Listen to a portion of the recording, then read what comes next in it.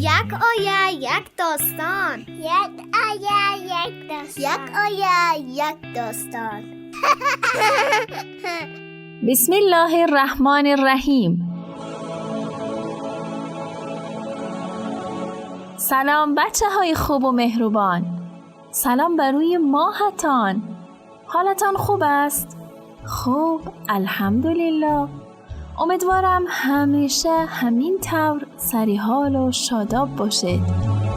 قرآنی قرآنی ربیع قلبی قرآنی قرآنی قرآنی نور صدری قرآنی قرآنی قرآنی جلاء حزنی قرآنی قرآنی قرآنی ذهاب همي قرآنی قرآنی قرآنی. دوستان عزیز، همراهانی خوبی برنامه یک آیه یک داستان. راستش امروز مهینه جان پشیمان نیامدند، چون در مکتب یک امتحانی ریاضی خیلی سخت داشتند که از چند روز پیش مشغول خواندن و تمرین و تکرار بودند. امیدوارم که امتحان را خیلی خوب داده باشند. بچه‌های عزیز، شما هم دعا کنید مهینه جان امتحانش را خوب دهد. بچه ها، صدای زنگ در است. یعنی کی میتواند باشد؟ موافقه تا همراهی من رویم ببینیم کی پشتی در است؟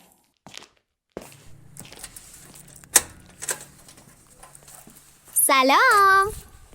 سلام برای ماهت مهینه جان. خوش آمدی. چی کار خوبی کردی که پیش ما آمدی؟ راستش جات خیلی خالی بود. تشکر. راستش امتحان را دادم، بعد به ساعت نگاه کردم، دیدم وقت هست که بیایم پیش شما و بچه ها. بسیار کاری خوب کردی عزیزم. برنامه را هم تازه شروع کرده و بچه ها نیز هم اکنون در حال شنیدنی برنامه خودشان، یعنی یک آیه یک داستان هستند. خب پس سلام بچه ها. سلام دوستان عزیزم. وای چقدر خوشحالم من امروز. چی خوب. راستی امتحان را چی کار کردی؟ خوب بود؟ بله عالی بود. یعنی به همه سوال ها پاسخ دادی؟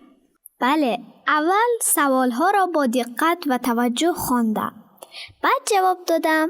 آخر معلمم هم میگوید نصف جواب در درست فهمیدن سوال است. بله کاملا درست است. خب خدا را شکر که امتحان را به خوبی دادی. راستش من و بچه ها هم دعا میکردیم تا شما امتحان را خوب بنویسید.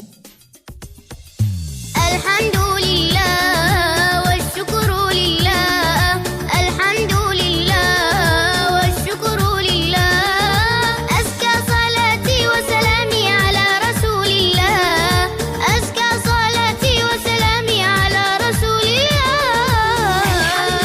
الحمدلله والشکر لله الحمدلله والشکر لله ازكى صلاتي وسلامي على رسول الله ازكى صلاتي وسلامي. میدانید هفته پیش هم امتحان داشته، بهایم پایین شده بود. برای همین نفهمیدم که این امتحان خیلی آسان بود یا اینکه امتحان گذشته خیلی سخت و مشکل بود. آها، خب برای اینکه پاسختان را دهم اول یک سوال میپرسم. مهینه جان، شما در امتحان قبلی به همین اندازه که در این امتحان تیاری دیدید و تمرین کردید و درس خوانده بودید، آیا تمرین کرده بودید؟ راستش نه. اون طوری که برای این امتحان تلاش کردم آن موقع درس نخوانده بودم. بله، من هم همین حدس را میزنم. شما چون این بار بسیار تلاش کرده بودید، امتحان در نظرتان آسان بوده است. بله درست است. میدونید این چند روز من چقدر سعی کردم تا کمتر مشغول بازی شوم و به جای آن ساعتها درس ریاضی را تمرین کنم. احسن به شما دختری درس خوان. درست است که چند روز سختی کشیدم، اما امروز از امتحانم خیلی راضیم و اصلا احساس خستگی نمی کنم. خیلی خوب است. خداوند هم در یکی از آیه‌های قرآن شریف همین حرف شما را گفته است. چی جالب! آن کدام آیت است؟ بچه ها شما هم آماده اید تا این آیه را با هم بشنویم؟ فإن مع العسر يسرا.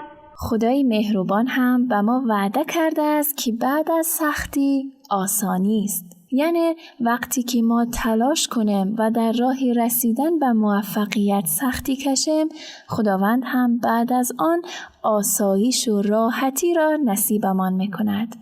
مهینه جان، تا به حال مورچه ها را دیده ای که چقدر به زحمت دانه میکشانند؟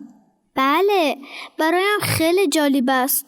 آخه بعضی میبینم که دانه از مورچه خیلی بزرگتر است، ولی باز مورچه همه سعیش را برای بردن آن دانه بلانه اش میکند.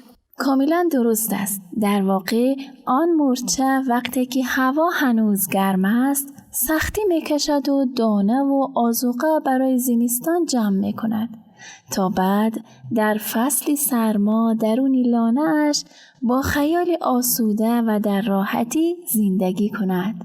چی جالب! یعنی مورچه ها هم مثل من که باید هر روز بر وقت از خواب خیزم و به مکتب روم و کمتر بازی کنم و یک دنیا تکلیف های داده شده را انجام دهم، خودشان را به زحمت می اندازند؟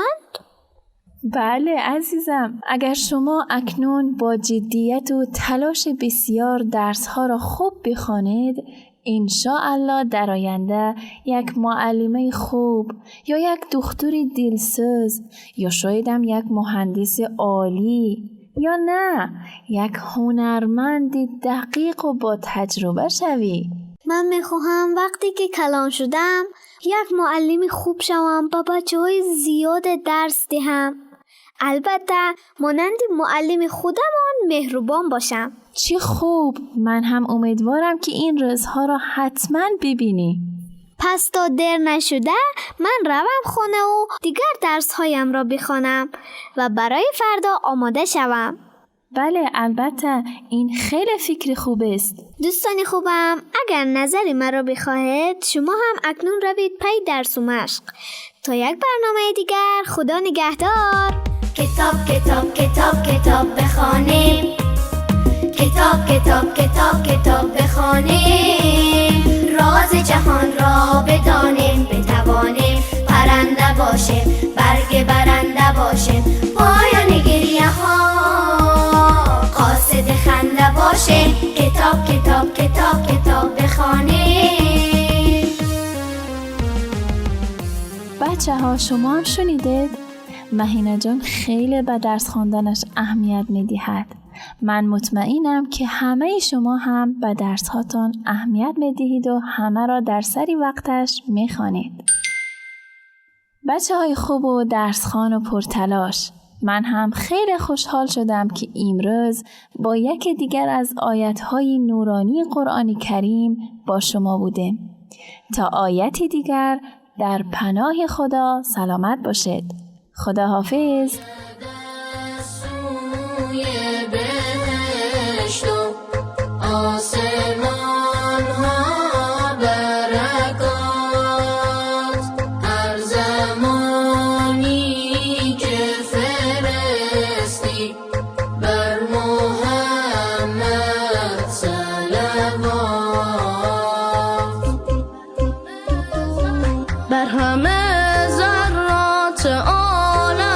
ذکر او مشکل گشا، نمک دنیا و عقبا، نام پاک مصطفی، یاسمن لال عقاقی، گیرد از نامش صفا، آسمان ها دشت و صحرا، میزند او را